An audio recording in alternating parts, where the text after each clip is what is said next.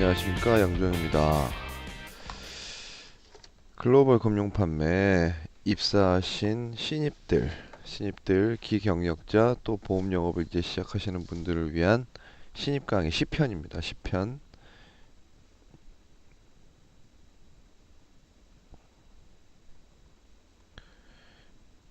신입 강의 10편.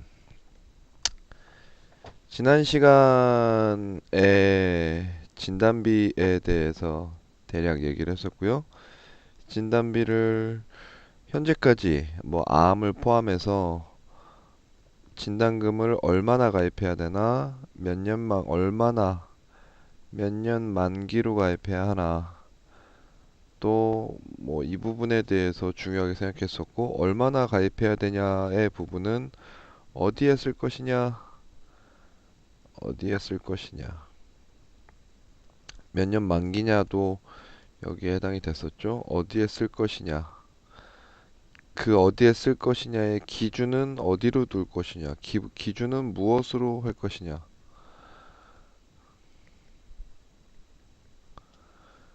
그리고 외벌이와 맞벌이, 그리고 외벌이일 때 음, 아내, 그러니까 아내라고 얘기하면 여자로 특정하는 건가요? 주부, 집에서 일하시는 분들, 뭐 여자가 할 수도 있고 남자가 할 수도 있죠. 요즘에는 주부의 경우에 진단비를 어떻게 해야 되고 그 기준은 무엇으로 해야 될 것인가? 이 부분에 대해서 대략 건드려 봤었죠. 뭐 숙제도 하고 생각을 많이 해야 될 부분입니다. 이 끝에 진행됐던 게 후유장애와 연관이 된다. 그런 얘기까지 했던 것 같네요. 자, 이번 시간에는 후유장애. 자세한 내용은 약관에서 교육을 하겠다고 말씀을 드렸었죠. 후유장애는 질병 후유장애와 상해 후유장애로 나뉠 수 있어요. 질병 후유장애와 상해 후유장애로 나눌 수 있고, 보험에서는 3%부터 79%까지를 한 묶음으로 보고요. 이 안에 뭐 50% 이상으로 따로 나뉘기도 합니다만은 3%에서 79%까지 한 묶음으로 보고 80% 이상 후유장애를 한 묶음으로 봐요. 80% 이상 후유장애일 경우에 가입 금액 전체를 주고요. 나중에 자세히 다시 할 거니까 뭐 중요하게 생각하지 마세요. 80% 이상일 경우에는 가입 금액 전체를 주고 3에서 79%일 때는 가입 금액 곱하기 요 퍼센트를 줍니다. 여기까지만 알고 넘어가시죠. 자, 약관 내용을 빌려와서 후유장애에 대해서 잠깐 설명을 하면 보험에서 말하고 있는 후유장애는 상해든 질병이든 어떤 것으로 신체가 망가진 거죠. 신체가 망가져서 제 기능을 못할 때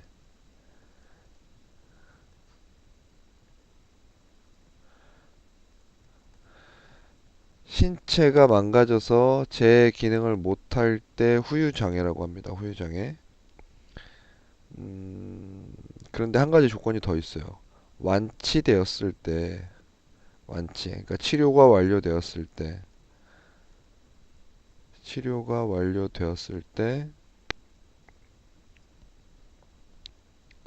완치되었을 때, 완치되었을 때, 더 이상 회복이 불가능한 상태. 뭐 어떤 경우가 있을 수 있을까요? 자, 생각하기도 싫지만 현장에서 일하시다가 손가락이 잘렸다고 생각해 봅니다. 자, 치료는 하겠죠? 바로 치료를 하고 봉합 수술을 할 수도 있고요. 어찌됐건 치료를 할 겁니다. 이 치료 후에 손가락이 움직임이나 봉합을 해서 붙어 있나 안 붙어 있나,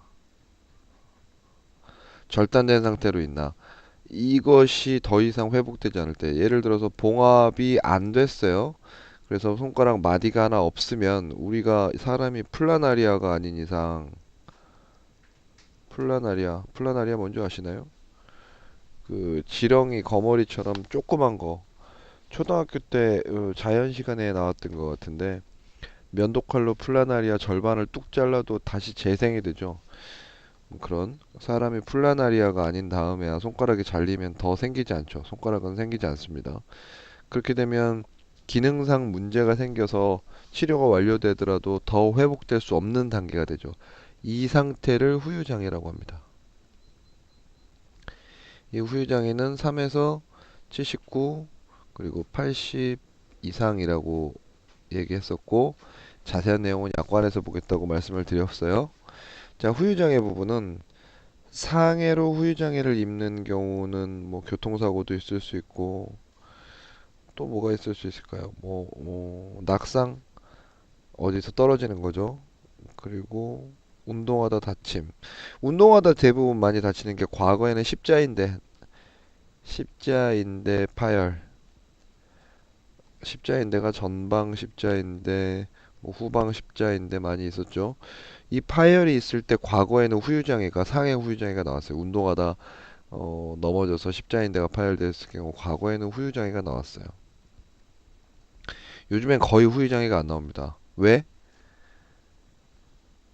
회복, 회복이 가능하니까. 과거에는 십자인대가 파열됐을 때 회복이 완벽하게 회복되는 게 불가능했었어요. 그랬어서 후유장애를 받을 수 있었는데, 요즘엔 십자인대 파열, 과거와 동일하게 십자인대 파열이 돼도 십자인대 관련해서 봉합을 하고 수술을 했을 때 후유장애가 거의 남지 않습니다. 어찌됐건 요즘에는 이런 것들이 후유장애에 해당되지 않을 확률이 높지만, 뭐 이런 건으로 다쳐서 더 이상 회복이 안 되는 상태가 되면 후유장애 판정이 나오죠. 마찬가지 질병으로 후유장애가 나오는 경우는 가장 많은 경우가 디스크, 우리 허리 디스크 있죠? 디스크가 심하면 후유장애가 나옵니다. 허리가 정상적으로 회복이 안 되잖아요. 뭐 필 수도 없고 굽힐 수도 없는데 수술이 너무 잘 됐어. 너무 잘 됐을 경우에는 회복이 완벽하게 됐으니까 이것도 후유장애가 안 남겠죠. 다만 요 뼈와 뼈 사이에 요 디스크가 요렇게 있는데, 요게 툭 튀어나왔는데 요거를 인공 디스크로 교체했을 때는 요 부분이 회복이 안 되는 거잖아요. 그랬을 때는 후유장애가 남겠죠. 요렇게 판단을 하는 겁니다. 자, 대표적인 게 또 암이죠. 위암일 경우에 극초기가 아닌 이상 암에 걸린 부위를 절제 또는 절개를 해서 내장기관을 잘라내죠. 그래서 위암 수술을 하신 분들은 위가 매우 작아요. 그래서 식사도 못 하시는 경우도 있고, 자궁암에 걸리신 분들은 자궁을 드러내죠. 갑상선 암에 걸리셨던 분은 갑상선을 떼어내고, 그러니까 이 암이 있었던 부위를 아예 절제를 하거나 절개를 해서 떼어내 버리는데, 그렇게 됐을 때는 뭐 우리가 위가 다시 생기거나 또는 갑상선이 다시 생기거나 하지 않으니까 후유장애가 남는 겁니다.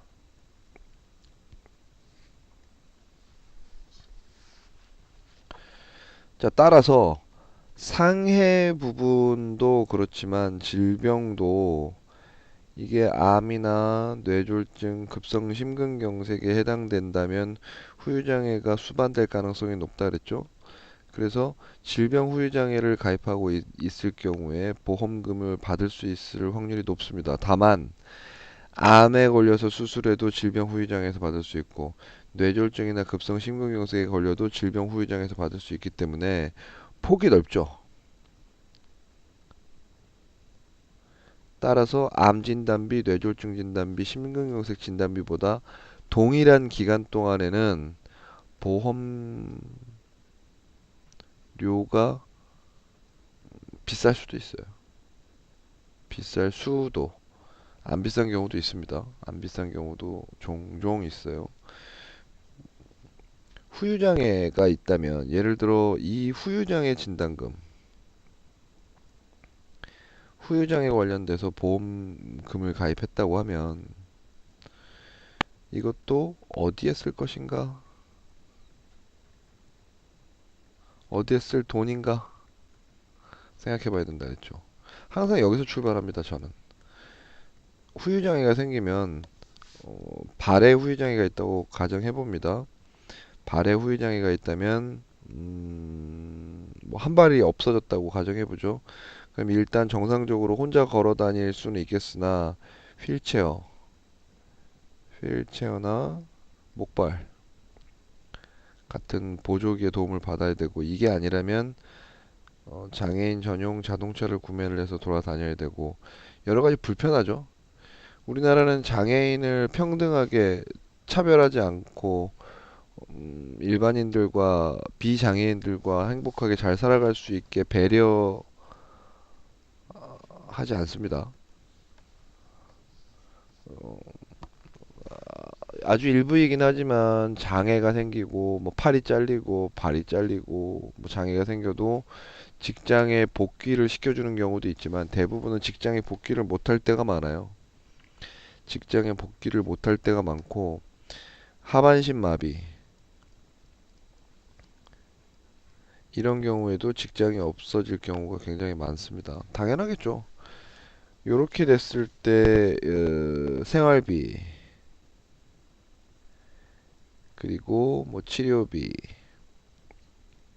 그리고 뭐 보조기구들 보조기구 비용 등 이런 것들이 굉장히 많이 필요하겠죠. 아버지가 또는 어머니가 장애가 있다고 해서 아이가 교육을 제대로 못 받아서는 안 되겠죠. 물론 국가의 혜택도 많이 받지 않느냐? 그럴 수는 있어요. 하지만 뭐 그게 뭐 떼돈을 벌 만큼 혜택이 많이 나온다 뭐 그런 부분은 아니기 때문에 아버지가 장애가 있다고 해서 아들이 학원비를 깎아주거나 뭐 그러진 않죠. 국가에서는 뭐 장애인에 대한 혜택으로 몇 가지를 주고는 있습니다만 민간에서는 그런 게 없습니다. 그래서 이 장애에 관련되는 비용도 매우 높죠. 여담입니다만은 저는 60세 만기로 60세 만기, 70세 만기, 80세 만기 이렇게 나눠서 60세 만기에는 10억이 나오게 질병 후유장애, 상해 후유장애가 10억이 나오게 설계돼 있고 70세 만기에는 3억, 80세 만기에는 1억이 나오게 설계가 돼 있어요. 그러니까 60세 만기로는 6억이 가입돼 있는 거죠. 6억, 3억, 1억. 그래서 합쳐서 60세 이전에 후유장애가 생기게 된다면 최대 10억까지. 그 이후로는 점차 줄어드는 걸로 그렇게 설계가 되어 있습니다. 제가 개인적으로 생각하기에는 암 진단비나 뇌졸중, 급성 심근경색 진단비보다 후유장애 진단비가 더 사용할 일이 많을 것이다라고 예측을 하고 생각은 해봅니다. 그것도 생각에 따라 다르고 개념에 따라 다르기 때문에 후유장애 이 부분에 대해서 생각을 한번 해보십시오. 생각. 숙제는 내지 않겠습니다. 자, 후유장애와 더불어 가장 중요한 것으로 생각되는 것 중에 하나가 사망보험금이죠. 사망보험금. 자, 다시 원점으로 돌아가 봅니다. 원점으로. 보험이 뭐라고 그랬어요? 보험이란 무엇인가 회피하기 위해서죠. 회피. 리스크 했지? 리스크, 위험 회피. 어떤 위험을 회피하는 것이냐? 경제적 위험을 회피하는 것입니다. 어떤 상황에 놓였을 때 피치 못할 사고나 질병에 의해서 경제적 위험이 닥치게 되면 이것을 회피하기 위해 가입하는 게 보험이다. 그랬죠. 사망보험금의 회피, 위험 회피는 뭘까요? 경제 주체, 그리고 가정경제의 가정경제의 경제 주체. 뭐 엄마 아빠를 떠나서 경제 주체는 뭐 둘 다이긴 하지만 어찌됐건 돈을 외부에서 벌어오는 경제 주체가 자녀가 있고 배우자가 있고 맞벌이일 수도 있고 외벌이일 수도 있습니다만은 한참 돈을 벌어서 자녀를 양육하고 집도 사고 뭐를 해야 되는데 갑자기 사망하는 조기 사망. 돈 들어갈 때 많은데 죽는 거. 사람이야 죽었으니까 다시 돌려낼 수 없죠. 살려낼 수 없으니까 너무 슬프지만 그래도 남겨진 사람들이 다시 재기할 수 있는 바탕, 그리고 그것들을 준비할 수 있는 그 무엇인가를 가져가는 것이 사망보험금이죠.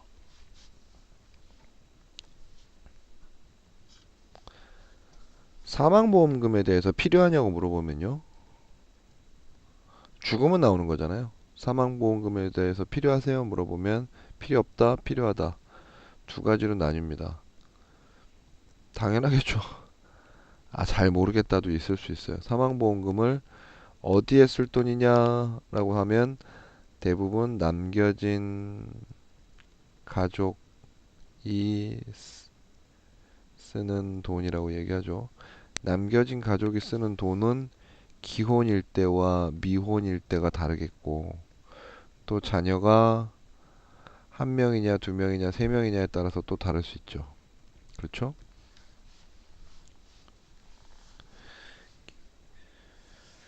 남겨진 가족이 쓰는 돈. 음, 예를 들어 내가 없어도 내 자식이 교육은 받아야 되지 않겠느냐. 교육비. 그럼 자녀 교육비 한 달에 얼마 드세요? 물어봐요. 30만 원 들어간다. 그럼 1년이면 넉넉 잡고 그냥 360만 원이네요. 라고 얘기를 하고 10년이면 3,600이네요. 20년이면 7,200이네요. 라고 얘기를 해요. 그러니까 이 아이가 이제 태어났다면 한 20년간 대학교 등록금 말고 학비 정도는 내줘야 되지 않겠느냐라고 생각을 하면 최소 사망보험금이 7,200만 원이다. 근데 애 학비만 있으면 뭐 다 먹고 사나?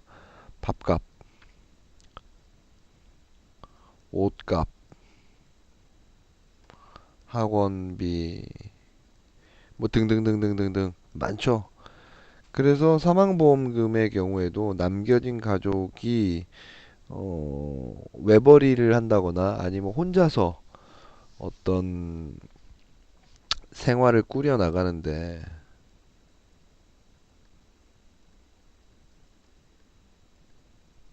바탕이 되는 어떤 비용이 될 수 있습니다. 이번 강의에서는 나와 배우자 사망보험금이 필요한가?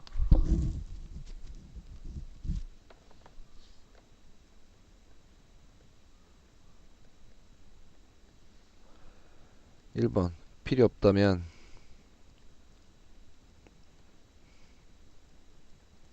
왜 필요 없나? 1-2번 필요하다면 왜 필요한가? 2번 자 필요 없다 필요하다 뭐 필요 없다면 왜 필요 없는 거야? 필요하다면 왜 필요하다 아이 뭐라는 거야. 어찌 됐건 필요한 사람과 필요 없는 사람을 나눠보고 이건 나에 해당하는 거고 배우자 맞벌이를 하든 외벌이를 하든 배우자의 사망보험금 2-1은 필요 없다면 왜 필요 없나? 2-2는 필요하다면 왜 필요한가? 이 내용이 결국에 어떤 위험을 회피할 것인가에 대한 부분인 거고 이것들이 결국 어디에 쓸 돈인가 인가로 귀결되는 거죠. 어디에 쓸 돈인지가 나오면 대략 규모가 나오게 되고 만기가 나오게 되고 뭐 이런 것들이 있죠. 사망보험금을 준비하는 방법은 종신보험으로 준비하는 방법, 우리가 흔히 아는 정기보험으로 준비하는 거 방법 두 가지가 있는데 이거는 흔히 생각하는 용어로만 상품 이름으로 보면 생명보험 상품이죠. 마찬가지 정기의 한 부분으로 들어갈 수 있는데 손해보험에 질병 사망과 상해 사망 이 두 가지를 묶어서 만기 조절을 하는 방법도 있습니다. 자, 어찌됐건 앞쪽으로 돌아와서 사망보험금이 필요한가에 대해서 고민해보고 숙제로 제출합니다. 필요 없다면 왜 필요 없나? 필요하다면 왜 필요한가? 나의 경우, 배우자의 경우에는 필요한가? 필요 없나? 뭐 이런 거 숙제로 제출을 하십니다. 숙제 제출할 곳은 ingari 양가리 77 골뱅이 네이버 문의사항은 010-4850-4416인데 자 강의를 하다 보면 뭐 제가 답변을 못 드릴 수도 있고 못 할 수도 있는데 숙제 제출은 바로 상위 관리자에게 제출하셔도 됩니다. 자 여기까지 후유장애에 대한 부분을 이대질환 또는 암진단비 그 외에 다른 상해 상황과 연관 지어 봤었고 자, 사망보험금을 진단금의 개념처럼 어디에 쓸 돈인가 규모가 얼마나 필요하냐 그리고 만기는 어떻게 하느냐를 잠깐 건드려 보고 나와 내 가족이 사망보험금이 필요한가 필요 없는가 그 이유는 무엇인가를 숙제로 내어드렸습니다. 자 여기까지 강의 듣느라 고생하셨습니다. 숙제 꼭 하세요.